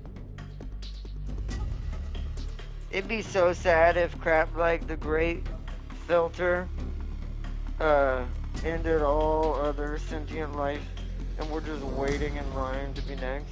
That is an interesting theory. People said that too. I don't know. I think that the universe is just so big and so infinitely continuous that I think that theory to me holds the least water in the cup for me. Just because there's too much else in existence, and we're not talking about just human perspective. Because to a human perspective, or humanoid perspective, that could be true to us, or maybe a semi-truth, that there's something that sometimes just wipes out certain levels of just all of it, but it always comes back. And it's like, but why is that then? Right? Because if it really truly wanted to wipe it out, then all the galaxies of all the universes, and all the universes, Milky Way, Andromeda, every single one of them would just fade out and just vanish. They turn into null. So, if that's the case, why would that happen? So that's the one to me so far, out of both science and everything, belief, no matter what kind of take on that. I think that one to me is still the least viable so far. That would be very sad if that was real, though. If it did turn out to be the case. We're reaching the intelligent species wall. Whether or not we cross through and interact or intact is up to us. Remember, we're only seeing planets and stars millions, if not billions of years in the past. That's true too, because of the way we have to project our vision across visually. That is 100% true. Uh, because light is what we perceive. And if light can only travel so fast, then light is not what you're going to see if you're only perceiving through light. So, that is 100% accurate. So these planets, these places, these worlds we've envisioned or seen that are Earth-like other worlds, we're seeing them probably in closer to their ancient times. I guess you could keen maybe even dinosaur era, possibly, depending how far away we're talking. That we're looking at it during what would be the the dinosaur era, one of the earlier dinosaur eras for our planet. So who's to say that planet isn't exactly like us at this point? Or better, or bigger, or worse, or who knows? Maybe not there anymore. We hit that intelligent wall a long time ago. We did, but we're digging through it now. We're trying to figure out how do we push through the rest of the forest and not get lost in it and destroy it.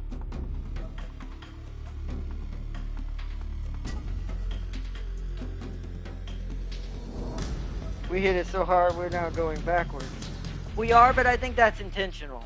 I think really, to be fair, as a biological species, I think that's a necessary step. I think that we're not necessarily going backwards. We're going to where we should have been that we never grew up from. And what I mean by that is, I've said this with a lot of intelligence and a lot of technology or anything. As technology grew, our discipline did not. It stayed in like the 80s and the 70s and the 90s and even maybe a little bit further before that. So realistically, what's happening is we're going backwards, we're resetting in a way, which is technically a must if we're going to survive. Because I actually think if we don't reset, we'll die. I actually think the way we run as a species mentally, the way we handle each other, the way we have to find ways around our chaos and our madness to come together in love and actually help one another as a species, I think the only way that can happen is that reset sometimes has to occur in order for it to grow again, but this time it's a better version in the next set. So it's just, are we going to hit that button too hard? That's what Farseer is talking about. We're at that part where we're at the part, and like I said, it's make or break now. When we hit this reset button, are we going to survive it and come back better? Or are we going to fully be destroyed by it because of how the reset will end up happening? So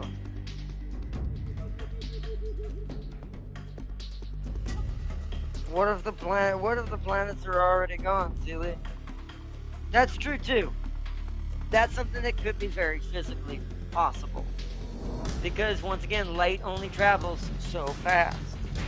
So I'm going to go to Roanoke on this again. Roanoke has broken down how the eyes perceive light. And the imagery in front of you is only a perception through calculated imagery of your brain perceiving these light images given to you by the things flashing in front of you. But light is only, as we have now found, at least as far as we know so far, unless we end up discovering something else right now, which I admit there might be. That's something that none of us have gotten far enough to know. Once again, that's a part of that wall. Is that true? Is that not? Is that one of the things that can save us from the wall? Da-da-da. But, as we know right now, because light only travels so far, Tam King's 100% correct. Now, physically, depending on these worlds and places, there is a certain distance that does become not true. Because then it wouldn't be about us not seeing it. It was that the whole galaxy would start to feel the effect as a whole. So I don't think that might still be true. I doubt, once again, I still doubt, highly doubt, that this vast end wall is coming at us, that we're just gonna all die and everything's being wiped out. I just don't believe in that one. I like science part of me says no, and so does the faith part of me. Like both sides may say, nah. They come to consensus together on that one and say, I doubt that's accurate. Now, do planets sometimes get wiped out? Yes, but that's individual things. Out of billions and trillions and gillions and billions of worlds in different galaxies and solar systems and places like that that exist across multitudes of vast places and across the different worlds. The fact it was been here this long means what would be the point to wipe it out now? That's the main argument that destroys that one entirely. Why would the universe keep doing what it's doing if that's its ultimate goal is to become that thing? I'll never kind of answer to that one because that to me is kind of a sad answer to that because I don't think that life, no matter through science or otherwise, is just here to be here and just to be wiped out and never be again. What's the point of that? And also the argument behind that alone, and this is more from faith from this one because there is no science for this at all, right, to back this up. But I also have to believe, then who did this? What was the point of it all? Why did it even blow into the existence in the first place, right? Just to be wiped out and turned into void. So I just don't think that exists. I think that is just not a fact. Until we get proven otherwise by that, I think that will never be a fact. That's one of those that will only be true if it actually happens. But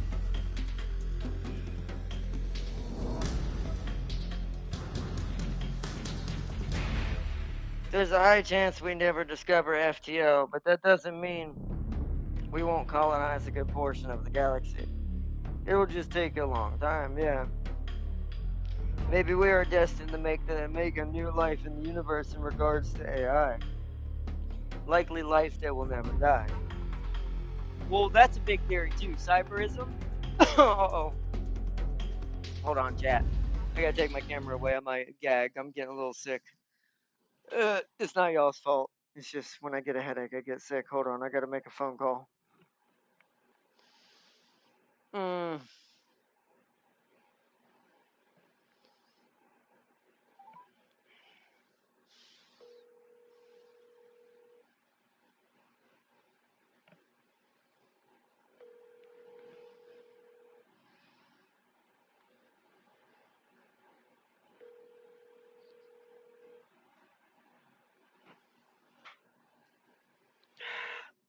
Shouldn't turn her phone back up. Oh no.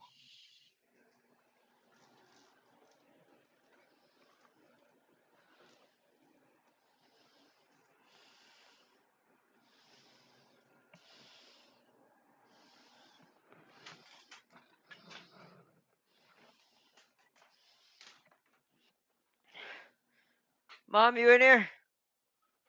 Shit. Hold on, one second, chat. I gotta yell. I'm gonna mute.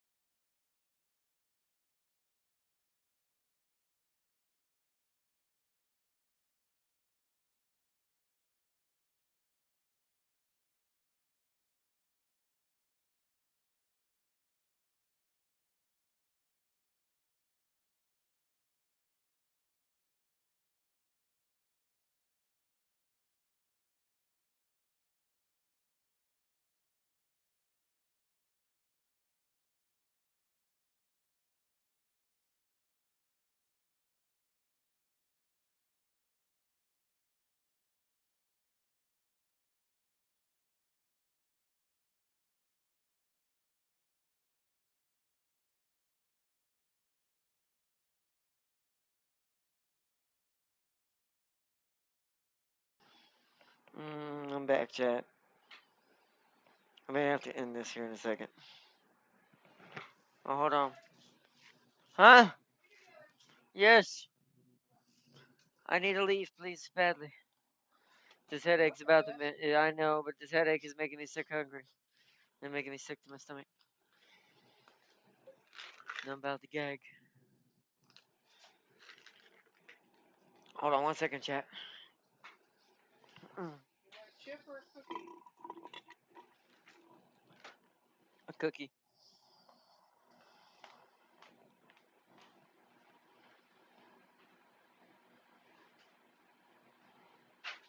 I've used the current Cordal's voice.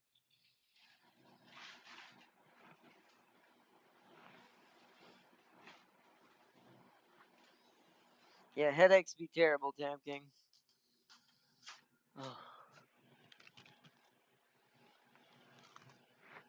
Or go. Guess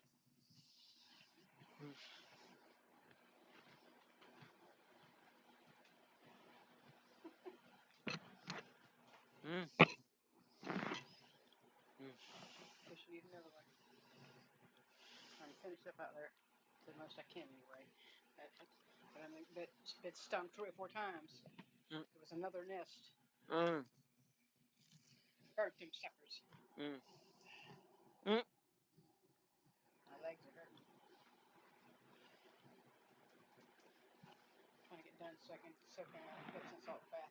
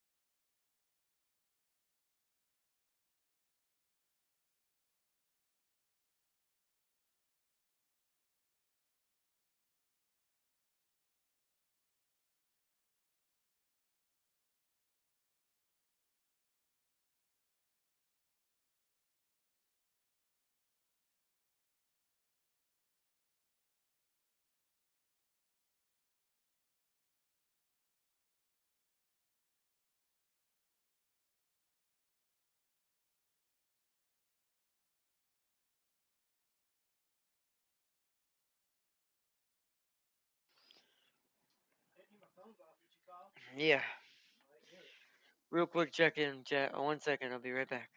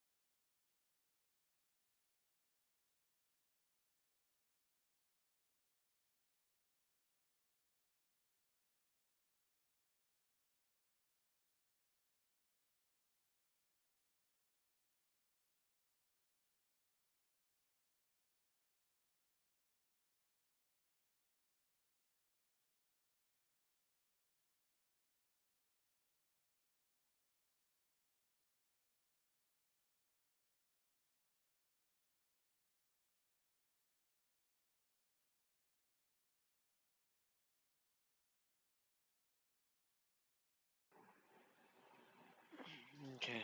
I'm somewhat here. Hold on. Hey, look. I'm probably fixing to wrap it up, though. It's really bad, getting really bad.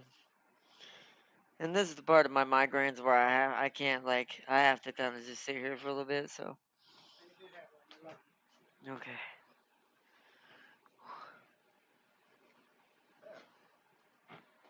Thank you.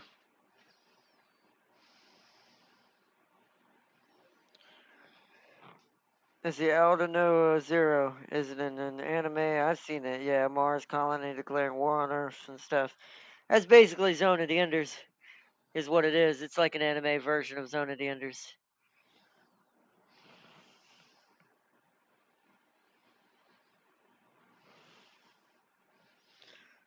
But yeah.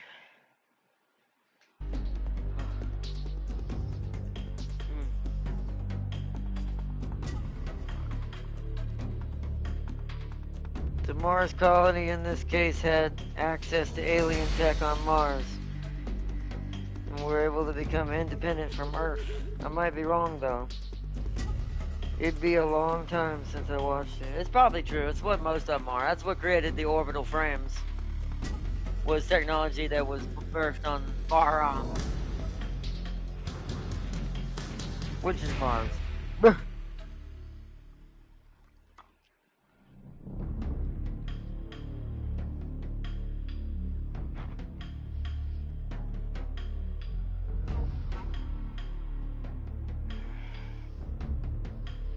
I'm just watching the Cyber cutscenes from Supreme Commander 1, and I love it. Yeah, they were some good cutscenes. Oh. Yeah. Alright. Before I go to give this a little more positive end note, my mom told me the funniest thing I've ever heard. Her do it what she's been doing outside working in the yard. Because she's been outside cleaning up. We have this little, like, it's not a patio. It's not attached to the house. It's out in the middle of the yard. It's like a little, like, area mom's created outdoors. It's with bricks and stuff. With a fire pit in the middle and all that. Well, it's been overgrown and stuff for a while and all that. She's been working out there in it and getting everything taken care of and stuff. And apparently there was another nest of hornets like there was when she was cutting the grass the other day. She's okay before I say this, but she's gotten stung a couple times. But she's kind of she kind of embraced the mentality of, all right, I've had enough of these bugs for democracy, and then immediately set them on fire.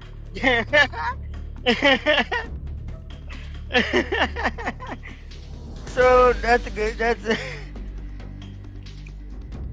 that at least made this headache a little better.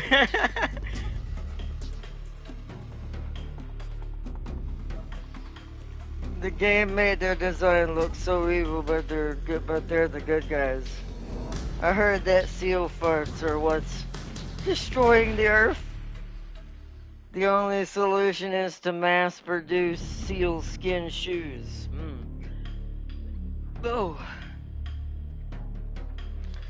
But yeah, just know, if you ever want to know why I'm slightly crazy, just note what I just said about what my mom did to that hornet, that yellow jacket nest. It learned what flames look like.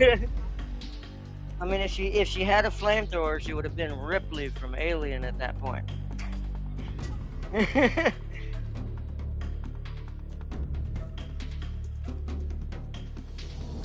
I also heard, Tam, that getting stuffed into a club is also beneficial for your body. Tam, now get in the club, Tam.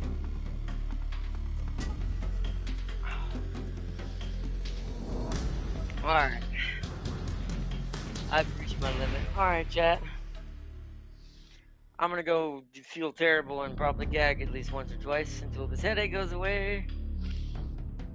I'm sorry for this episode falling apart. Big shout out to everyone who joined this and stayed for the company and just chilling and chatting about stuff. We'll be doing a vlog here coming soon in the future. Also, when do you start classes, Sealy?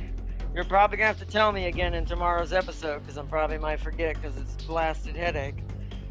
But say it in chat just in case, so that way Tam King and Farseer kind of see it too. Like, when do your classes fully start back up? I want to try to make sure this vlog is available for everyone to join when I do it.